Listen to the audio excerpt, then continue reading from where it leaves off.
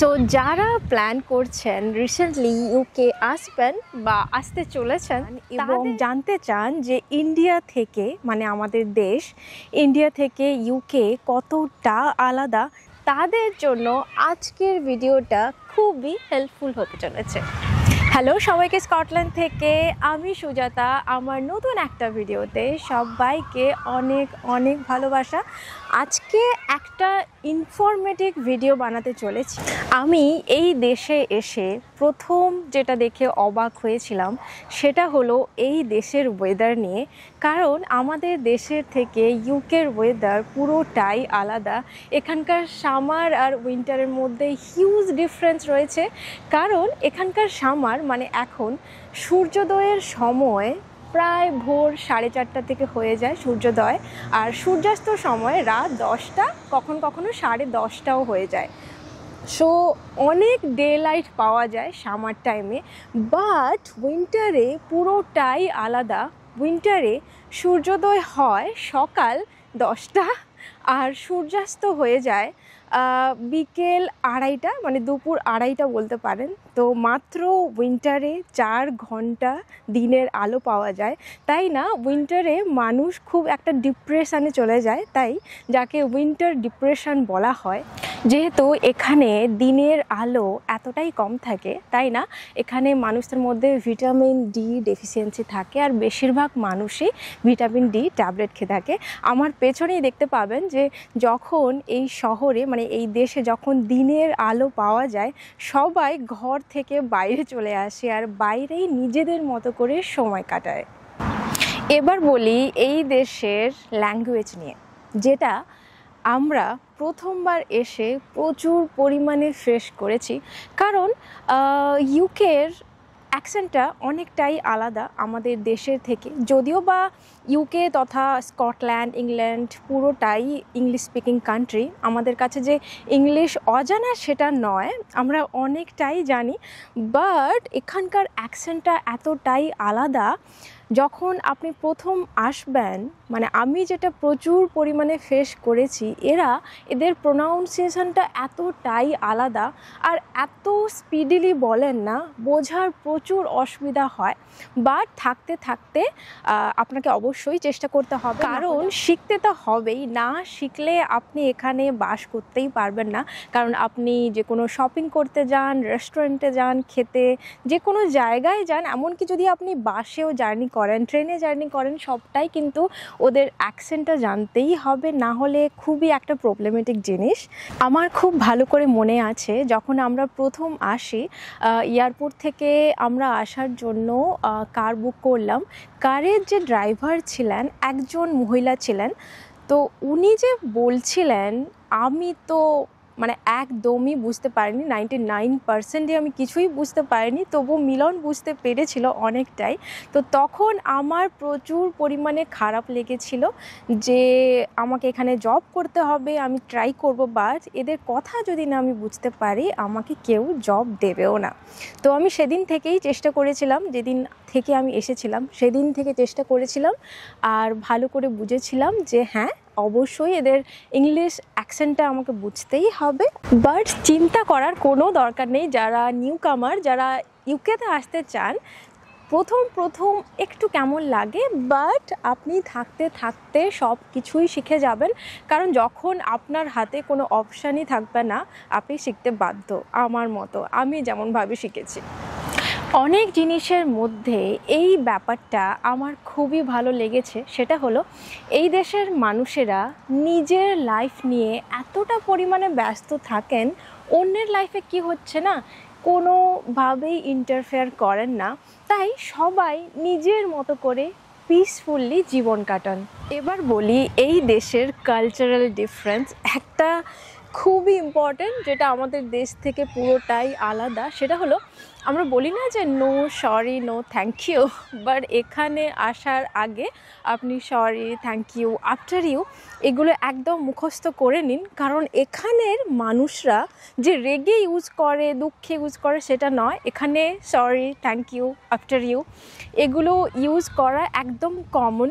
ধরুন আপনি road cross করছেন, আপনার একটা লোকের সঙ্গে ধাক্কা ধাক্কা লেগে গেল, হয়তো আপনার দোষ আছে, বাট যে অপোজিটের পার্সন রয়েছে সেই আপনাকে বলবে যে সরি। ধরুন আমাকে কেউ জিজ্ঞেস করছেন যে hey Sujata, how are you? So আমি রেসপন্স দেব I am good, thank you, how are you? So প্রতিটি কথায় আপনাকে থ্যাংক ইউ বলেছে, কেউ আপনাকে এক গ্লাস জল দিয়েছে থ্যাংক ইউ, মানে সামান্য জিনিসেও আপনাকে রেসপন্স দিতে হবে থ্যাংক ইউ। কিছু একটা ভুল হয়ে গেছে, আপনাকে রেসপন্স দিতে হবে hi sorry, I am so sorry, it's like that. So আপনি ভালো করে আসার আগে মুখস্থ করে নিন যে sorry, thank you, after you. So এগুলো এখানে একদম কমন আমাদের দেশের থেকে। আচ্ছা, অনেক কিছুই তো বললাম, বাট আর একটা মেন যেটা টপিক সেটাই বলা হলো না, সেটা হলো খাওয়ার নিয়ে। ইউকে আসার আগে একদম ভেবেই নিন যে আমাদের দেশের মতো ফ্রেশ ফিশ, ফ্রেশ সবজি এগুলো না, মানে আমাদের যেগুলো দেশীয় সবজি এগুলো আপনি রেগুলার খেতে পারবেন না। আর যদি আপনি রেগুলার খেতে চান তাহলে আপনাকে অনেকটা টাকা, এখানকার যেটা অনেকটা পাউন্ড আপনাকে স্পেন্ড করতে হবে। কারণ আপনি ইন্ডিয়ান যে কোনো যে এশিয়ান স্টোরগুলো রয়েছে সেগুলোতে গেলে আপনি আমাদের ভারতীয় সবজি আর যে মাছ সেগুলো ফ্রোজেন অবস্থায় থাকে, তো সেগুলো পাবেন, বাট সেগুলোর দাম অনেকটাই আমাদের দেশের থেকে না। এখানকার সব কিছুই খুবই কস্টলি। এখানকার যেরকম লাইফস্টাইল সেই লাইফস্টাইলেই আপনাকে মিশে যেতে হবে। আমাদের দেশীয় সবজি মাছ এগুলো সত্যি পরিমাণ অনেকটাই খুবই কম পরিমাণে খাওয়া হয়। প্রথম অনেক মনে হতো, খুব মিস করতাম, বাট এখন না থেকে থেকে অভ্যাসে পরিণত হয়ে গেছে, কিছুই মনে হয় না। তো যারা নিউ কামার আমি শেয়ার করছি, কারণ আপনারা এসে প্রথম এই ফিলগুলো অবশ্যই করবেন, বাড়ির খাওয়ার সব কিছু অনেক কিছুই মিস করবেন, কিন্তু থাকতে থাকতেই না সব কিছু হ্যাবিটে পরিণত হয়ে যাবে। যদিও বা আপনি যদি অনেকটা টাকা খরচ করতে চান তাহলে প্রতিদিন খেতে পারেন, বাট খুবই কস্টলি, প্রতিদিন সম্ভব নয়। যদি আপনি একটু সেভিংস করতে চান তাহলেই। আমি যখন দেশে থাকতাম তখন আমাদের ফ্ল্যাটের নিচে প্রায় 4 থেকে 5টা কুকুর থাকতো। তো আমি আর আমার হাজব্যান্ড প্রতিদিন খাবার দিতাম। বাট যখন এই দেশে আসি প্রচুর পরিমাণে যেটা মিস করেছি, যে কারণ আমার কুকুর খুব ভালো লাগে, বাট এই দেশে এসে না কোনোভাবেই আপনি রাস্তায় কুকুর, বিড়াল বা কোনো জাতীয় শূকর, গরু কোনো কিছুই দেখতে পাবেন না। হ্যাঁ, রাস্তায় অবশ্যই কুকুর দেখতে পাবেন, কারণ প্রতিটি মানুষের সাথে একটা করে কুকুর থাকে, পোষা কুকুর, অনেকের বিড়ালও থাকে, তবে পোষা।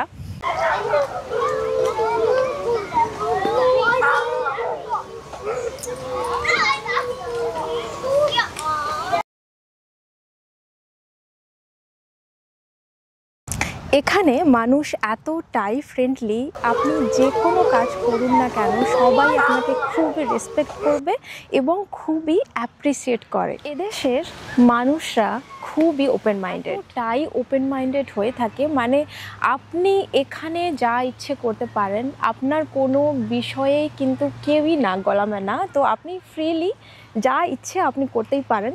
তো সেটা আমার খুবই ভালো লেগেছে। আমার যেই টুকটাক ভিডিওগ্রাফি বা ফটোগ্রাফি বলতে পারেন, আমার হয়তো এই দেশে এসেই ইচ্ছেটা হয়েছে, কারণ আমি এখানে ফ্রিলি করতে পারি। ভাবলে অবাক লাগে যে আমি ধরুন কোনো ফটো তুলছি বা ভিডিও নিচ্ছি, মানে মানুষরা এসে দাঁড়িয়ে থাকে যাতে আপনার কোনোভাবে প্রবলেম না হয়। আর একটা ব্যাপার বলি, এখানকার মানুষেরা না যেখানেই যান কিউ বানিয়ে নেন। ধরুন আপনি কোনো রেস্টুরেন্টে গেছেন বা কোনো শপিং মলে গেছেন শপিং করতে, তো সেখানে যে প্রচুর ভিড় থাকলে আপনি কিউ বানাবেন সেটা নয়, মানে এই অভ্যাসটা করে নিতে হবে। আপনি যেখানেই যান, রেস্টুরেন্টে যান, শপিং মলে যান, যেখানেই যান বা পোস্ট অফিসে যান, ব্যাংকে যান, যেখানেই যান আপনাকে লাইন দিতে হবে, মানে কিউ দিতে হবে। যদি 3-4 জনও থাকে কিউ দিয়ে সেটা ম্যানেজ করতে হবে। যে কোনো জায়গায় যদি কিউ দিয়ে করা হয় তাহলে না কোনো ধাক্কাধাক্কি হয় না, আমাদের দেশের মতো ধাক্কাধাক্কি না করে সবাই স্মুথলি যে কোনো কাজ করতে পারে। তো এই ব্যাপারটাও আমার অনেকটাই ভালো লেগেছে। তো যেখানেই যাই, মানে ধরুন আমি একবার ভুলে গিয়েছিলাম, আমি শপিং মলে শপিং করতে গিয়েছিলাম। তো একটা জায়গায় আমি জানতাম না যে কিউ দিয়েছে, সেখানে আমাকে লাইনে দাঁড়াতে হবে। তো আমি মাঝখানে ঢুকে গিয়েছিলাম, বাট তাদের এক্সপ্রেশন দেখে আমার এতটা খারাপ লেগেছিল, আমার মনে হয়েছিল যে আমি বিশাল কিছু দোষ করে ফেলেছি। তো যারা এই দেশে আসতে চান তারা মনে রাখবেন যে এখানে এলে আপনি যেখানেই যান কিউ দিয়ে দাঁড়াতে হবে। এবার বলি এই দেশের রাস্তাঘাট নিয়ে, যেটা আমাদের দেশ থেকে অনেকটাই কিন্তু আলাদা। এখানে না প্রতিটি জায়গায় রাস্তায় ডিভাইড করা থাকে। আপনি যে রাস্তায় হেঁটে যাবেন তার জন্য আলাদা, আপনি যে রাস্তায় সাইকেল চালিয়ে যাবেন তার জন্য আলাদা, এবং গাড়ি চলার জন্য রাস্তা আলাদা থাকে, যেটা সাধারণ মানুষের জন্য খুবই সেফ। তাই রাস্তা চলাচল করার জন্য না এতটাই সেফ ফিল হয়, কারণ আমাদের দেশে ইন্ডিয়াতে প্রতিদিন অনবরত এতটা পরিমাণে অ্যাক্সিডেন্ট হচ্ছে, সত্যি খুবই ভয়ঙ্কর। বাট এই দেশে এই রুলসগুলো রয়েছে, পুরো সিস্টেমেটিক ওয়েতে সব কিছু মেনটেনেন্স হয়, তাই এখানে অ্যাক্সিডেন্টের পরিমাণ খুবই কম। যদিও বা আমি যে শহরে রয়েছি প্রায় 3.5 বছরে আমি একবারও কিন্তু শুনিনি যে কোথাও অ্যাক্সিডেন্ট হয়েছে। তাহলে বুঝতেই পারছেন যে কতটা এখানে সেফ। নেক্সট, এই দেশের ট্রাফিক রুলস নিয়ে কতটা আলাদা আমাদের দেশ ইন্ডিয়া থেকে। জানেন, এই দেশের গাড়িগুলো হর্ন বাজায় না। এখানে কোনো গাড়ি যদি হর্ন বাজায় তাহলে পাবলিক মানে সাধারণ মানুষ খুবই বিরক্তিবোধ ফিল করেন। খুবই প্রবলেম হলেই কিন্তু তখন হর্ন বাজান, না হলে হর্ন বাজানি না। আমি একদম আজ অবধি কোনো দিনই শুনিনি গাড়ির হর্ন এখানে। আর এখানে ট্রাফিক রুলসের আর একটা ব্যাপার আমার যেটা প্রচুর পছন্দের, সেটা হলো রাস্তা ক্রস করার সময়।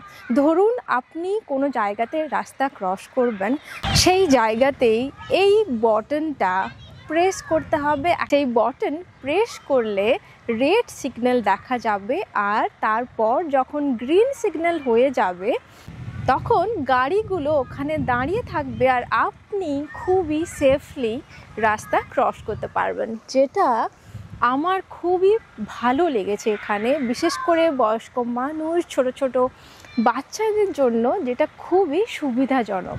আর একটা ইম্পর্ট্যান্ট জিনিস শেয়ার করি, সেটা হলো খাওয়ার জল নিয়ে। খাওয়ার জল আমরা ডাইরেক্টলি অনেক সময় খাই না, তো বিশেষ করে অনেকেই অ্যাকোয়াগার্ড বিভিন্ন রকমের পিউরিফায়ার থেকে জল পান করেন। বাট এখানে কোনোভাবেই ওরকম ফেসিলিটিস কিছু নেই। এখানে প্রতিটি জায়গায় সবাই ট্যাপ ওয়াটারের জল কিন্তু খেয়ে থাকেন, আর সেটা পিউরিফাই হয়েই একদম আপনার রুমে, আপনার ফ্ল্যাটে সেই জলটা ট্যাপের মাধ্যমে আসে। আর একটা ব্যাপার, সেটা হলো এখানে যে প্রতিটা ফ্ল্যাটের মধ্যে ওয়াশরুম বলুন, আপনার কিচেনে বলুন, যে ট্যাপ থাকে সেখানে গরম জল আর ঠান্ডা জলের ব্যবস্থা থাকে। তো কারণ এই দেশ এতটা ঠান্ডা, সব সময় মানে গরমকালেও কিন্তু গরম জলের দরকার হয়। আপনি যদি থালা বাসন সব কিছু ক্লিনিং করতে চান, যে কোনো কিছুতেই গরম জল লাগেই, আর আপনাকে সারা বছর গরম জলেই কিন্তু স্নান করতে হয়। তাই ওয়াশরুমে, কিচেনে, প্রতিটি জায়গায় ট্যাপে এক সাইডে হট ওয়াটার আর এক সাইডে কোল্ড ওয়াটারের অপশান থাকে। তো চিন্তা করার কোনো প্রবলেম নেই, কারণ আমার মা সব সময়ই বলে যে ঠান্ডা লেগে যাবে, তুই গরম জলে স্নান করবি। তো মাকে সবসময় বলি যে এখানে গরম জলের কোনো চিন্তা করার দরকার নেই, আলাদাভাবে গরম জল গরম করার দরকারই হয় না, ট্যাপের মধ্যেই সেরকম সিস্টেম থাকে। আর হ্যাঁ, এখানে সামার হলেও, মানে এখন সামার চলছে, তো আমি আজকে ভেবেছিলাম যে আজকে ওয়েদারটা ভালো, ঠান্ডা লাগবে না, তাই না আমি আজকে কোনো জ্যাকেট নিয়ে আসিনি। বাট এখন প্রচুর উইন্ডি আর খুবই রীতিমতো আমাকে ঠান্ডা লাগছে, আমি কাঁপছি। আমি আপনাদের টেম্পারেচারটা দেখাচ্ছি, কত টেম্পারেচার আজকে, তাহলেই বুঝতে পারবেন যে এখানকার সামার আর কতটা টেম্পারেচার হয় এখানকার সামারে আর আমাদের দেশের সামারের মধ্যে যে টেম্পারেচার হয় কতটা ডিফারেন্স, মানে কতটা ওয়েদারের ডিফারেন্স থাকে সেটা আমি দেখাচ্ছি। দেখুন এখন 15 ডিগ্রি, আমি যখন এসছিলাম তখন 20 ডিগ্রি এরকম ছিল, আর এখন 15 ডিগ্রি হয়ে গেছে। এই যে আমি দেখাচ্ছি ফোনে। তো আমি জ্যাকেট নিয়ে আসিনি, তখন থেকে ভিডিও বানাচ্ছি, বাট আমাকে প্রচুর ঠান্ডা লাগছে। এখন ফিরবো, তো অনেক কিছুই শেয়ার করলাম, আর আমি আজ যা যা শেয়ার করলাম সবটাই কিন্তু রিয়েল এক্সপিরিয়েন্স। আমি যা ফিল করেছি তাই শেয়ার করলাম। আজকের ভিডিওর মাধ্যমে আমি আমার 3.5 বছরের ইউকে থাকার রিয়েল এক্সপিরিয়েন্স শেয়ার করলাম। যদি আপনাদের ভালো লাগে আজকের ভিডিও, তাহলে অবশ্যই লাইক, কমেন্ট, শেয়ার, সাবস্ক্রাইব করবেন। সবাই খুব ভালো থাকবেন। আজকের জন্য টাটা, দেখা হচ্ছে অন্য কোনো ব্লগে।